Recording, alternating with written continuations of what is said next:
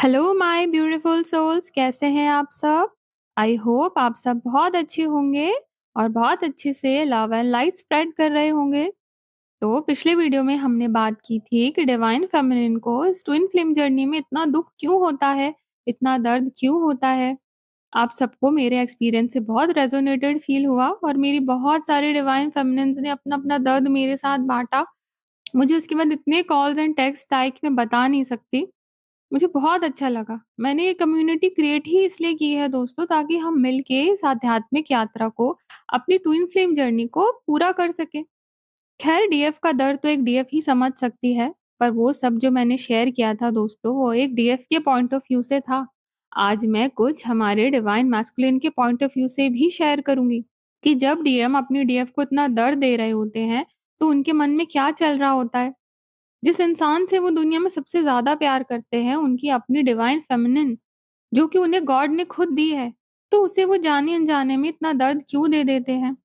बहुत सी वीडियोज़ में मैं देखती हूँ दोस्तों, और बहुत बार जो मेरे क्लाइंट्स आते हैं सेशन के लिए, वो अपनी डीएम की बहुत बुराई कर रहे होते हैं, उन्हें भला-बुरा कह रहे होते हैं।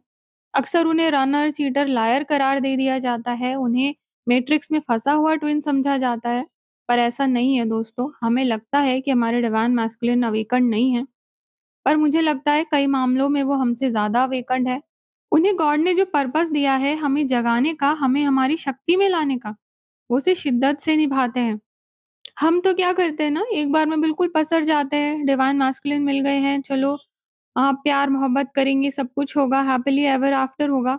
पर डीएम समझते हैं इस चीज़ को कि अभी आप रेडी नहीं हो, अभी आप तैयार नहीं हो। डीएम ना एक प्रोटेक्टर भी होते हैं। वो हर वक़्त अपनी डीएफ को इस 3D के हर खतरे से प्रोटेक्ट करने की कोशिश करते हैं। यहाँ के माया जाल से, डीएफ की खुद की अंदर की वृत्तियों से, जो उन्हें एक डिवाइन फेमिनिन बनने से रोकती है। उन सभी चीज़ों से जो उनकी डीएफ को हार्म कर सकती है, उनसे बचाना डीएम को अपना कर्तव्य लगता है।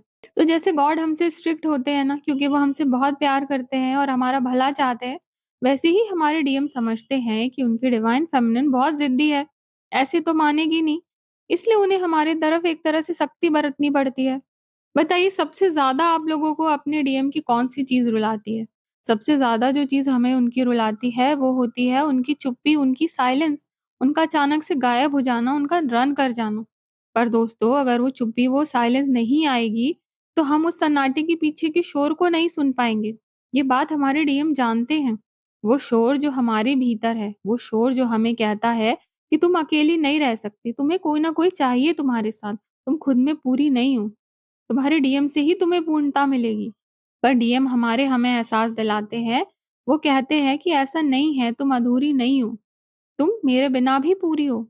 हाँ, तुम्हें लगता है कि तुम मुझे प्यार करती हो, पर तुम मुझे प्यार नहीं करती। तुम मुझसे अपना खालीपन भरना चाहती हो। तुम मुझ पर निर्भर होती जा रही हो क्योंकि तुम्हें खुद पे विश्वास नहीं है। तुम्हें डर है कि मैं तुम्हें छोड़ दूँगा, क्योंकि तुमने अभी खुद को नहीं अपनाया। तुम खुद में पूरी नहीं हुई, इसलिए तुम्हें मेरे सहारे की ज़रूरत पड़ती है। पर मैं चुप रह के, साइलेंट होके तुम्हें तुम्हारे खालीपन से मिलवाना चाहता हूँ। मैं तुम्हें बताना चाहता हूँ, तुम खुद में दिव्य हो, तुम्हें किसी के साथ की ज़रूरत नहीं। तुम अपने साथ भी खुश रह सकती हो, तुम्हारे साथ परमपिता परमेश्वर है। तुम्हें मेरी भी ज़रूरत नहीं है, क्योंकि तुम मेरे बिना भी पूरी हो। तो अपने अंदर के शोर से भागो मत, मेरी चुप्पी में उसे सुनो। उसे सुनो और तुम उसे तभी सुन पाओगी जब मैं पूरी तरह से चुप होऊँगा। डीएम कहते हैं, हाँ, बबल फेज़ में मैं तुम्हारे पीछे भागता था, ताकि तुम्हें उस दिव्य प्रेम की झलक दिखा सकूँ। पर अभी तुम उस दिव्य प्रेम को पाने के लिए तैयार नहीं हो, मुझे तुम्हें तैयार करना पड़ेगा। इसीलिए भगवान ने मुझे भेजा है, डिवाइन ने मुझे भेजा है। अब तुम्हें दर्द होता है जब मैं तुमसे भागता हूँ, जब तुम्हें मेरी ज़रूरत होती है, मैं इमोशनली अवेलेबल नहीं हो पाता, तुम्हारे मैसेजेस का अच्छे से रिप्लाई नहीं कर पाता, तुम्हें टाइम नहीं दे पाता, तुम्हें लगता है मैं तुम्हें इग्नोर कर रहा हूँ। पर ऐसा करके मैं तुम्हें समझाना चाहता हूँ कि तुम मेरे पीछे नहीं, ईश्वर के पीछे भागो, क्योंकि मैं तुम्हें वहीं मिलूँगा। मेरा प्रेम भी तुम्हें वहीं मिलेगा। तुम रोते-धोते मत रहो, मेरे सहारे की तलाश में मत रहो, तुम मेरी डीएफ हो। तुम कमज़ोर नहीं हो, तुम ही काली हो, तुम ही दुर्गा हो। तुम्हारे आँसू, तुम्हारी भावनाएँ तुम्हारी कमज़ोरी नहीं, तुम्हारी ताकत है। उनकी वजह से ही तो तुम लोगों को समझ पाती हो, उनसे प्रेम कर पाती हो। पर तुम्हारी भावनाओं पे तुम्हें नियंत्रण नहीं है, तुम्हें काबू नहीं है। तुमने अपनी ही ताकत को अपनी कमज़ोरी बना लिया है और अब हमेशा मेरा सहारा ढूँढती हो। मैं तुम्हारा सहारा बनूँगा, पर पहले तुम अपना सहारा बनना सीखो, क्योंकि मैं हर वक़्त तुम्हें कंधा नहीं दे सकता। तुम्हें अपना कंधा खुद बनना होगा। तुम्हें अकेले अपना नहीं, पूरे संसार का भार उठाना है। अपने आँसू खुद पोंछना सीखो, क्योंकि तुम्हें पूरे संसार के आँसू पोंछने हैं। अपने गुस्से पे काबू पाना सीखो, क्योंकि तुम्हें पूरी दुनिया को प्रेम और संयम सिखाना है। तुम एक डिवाइन फेमिनिन हो, तुम्हें औरों को भी डिवाइन बनाना है। तुम रोती-धोती अच्छी नहीं लगती। मैं तुम्हारी आँखों में आँसू नहीं देख सकता। मैं तुम्हें हमेशा खिलखिलाता हुआ देखना चाहता हूँ, क्योंकि तुम्हारी मुस्कुराहट मुझे दुनिया में सबसे ज़्यादा अज़ीज़ है। इसलिए मुझे तुम्हें अकेला छोड़ के जाना पड़ता है, ताकि तुम फिर कभी ना रो, फिर कभी किसी हालत में कमज़ोर ना पड़ो। फिर कभी तुम्हारी भावनाएँ तुम्हारे कर्तव्य पथ का रोड़ा ना बने और हम मिलकर ये शांत और सुखद दुनिया का निर्माण कर सकें। कभी-कभी मैं ज़िद पे भी आ जाता हूँ। तुमसे ऐसी चीज़ें माँगने लग जाता हूँ जो तुम्हारी आत्मा को स्वीकार नहीं। पर ऐसा करके मैं देखना चाहता हूँ कि तुम खुद को कितना पहचानती हो। तुम्हारी अपनी सीमाएँ निर्धारित कर पाती हो या नहीं? तुम सत्य के लिए अडिग रह पाती हो या नहीं? सत्य के लिए प्रेम का बलिदान दे सकती हो या नहीं? तुम मेरे ऊपर खुद को और ईश्वर को रख सकती हो या नहीं?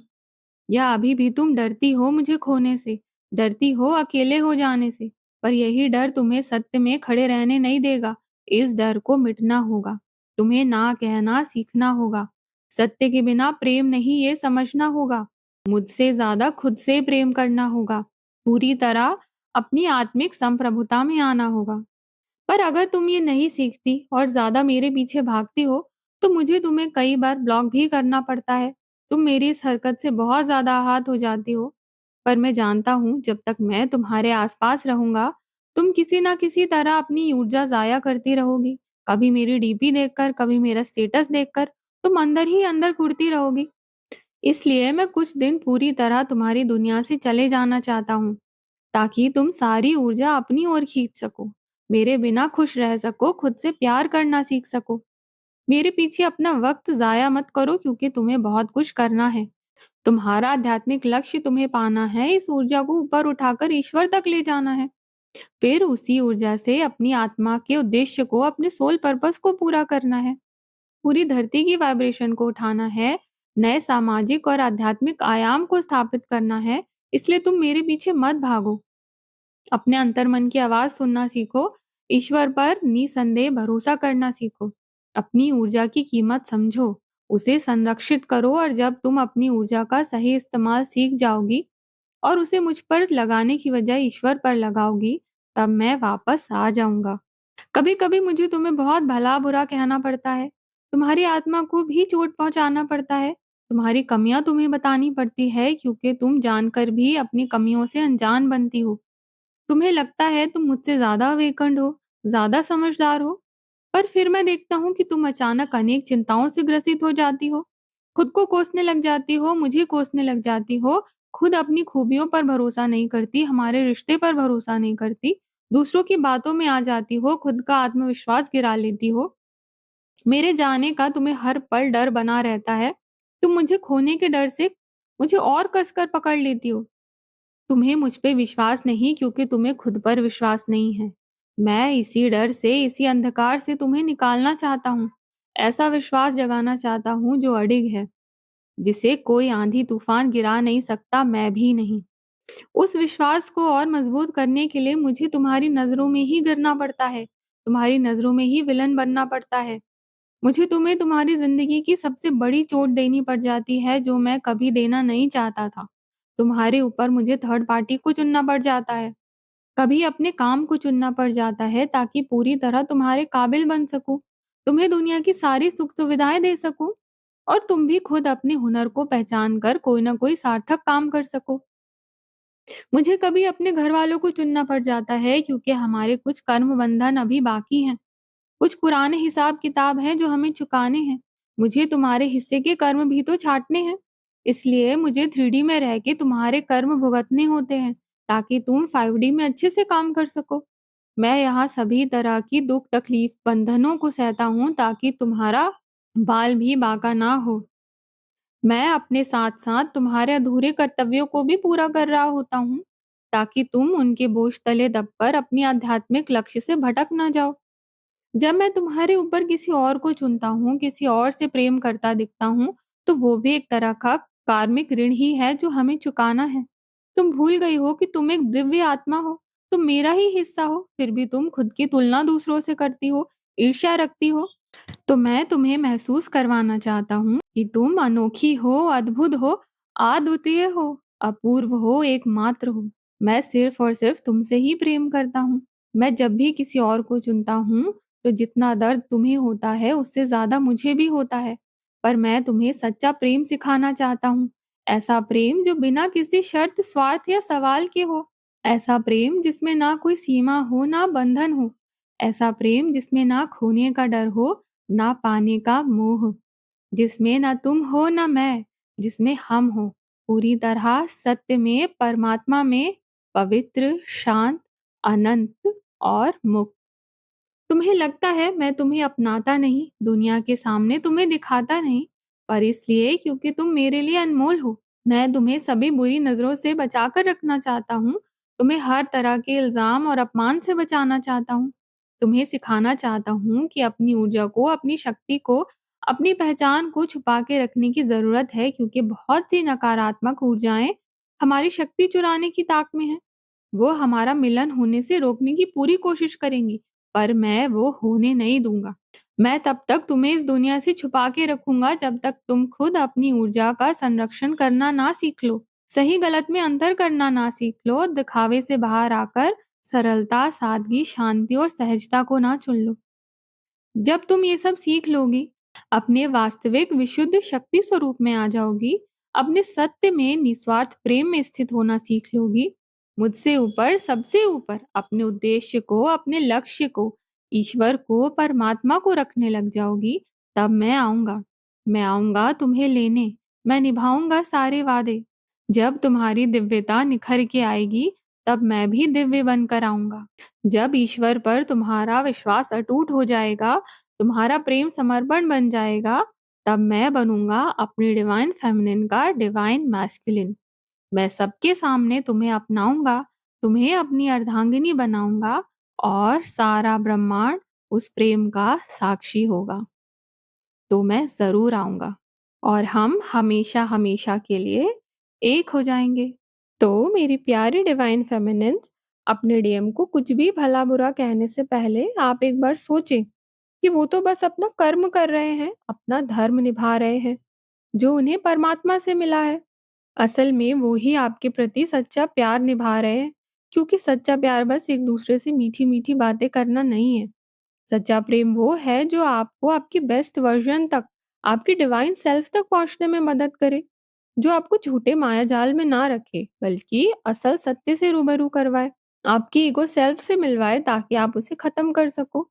सच्चा प्यार वही है जो आपको बांधे नहीं, बल्कि आपको मुक्त करे। जहाँ मुक्ति नहीं, वहाँ प्रेम नहीं। तो जब आप दोनों मुक्त हो जाओगे, तभी आप दोनों एक दूसरे के प्रेम के काबिल बन पाओगे। तो पहले प्रेम पे नहीं, मुक्ति पे ध्यान दो। तो आपके डीएम आपको कभी बुरे नहीं लगेंगे, बल्कि आपको एक सेंस ऑफ ग्रैटिट्यूड फील होगा कि वो आए आपकी लाइफ में, आपको प्रेम करना सिखाया, आपको दिव्य बनाया, आपको परमात्मा से मिलवाया।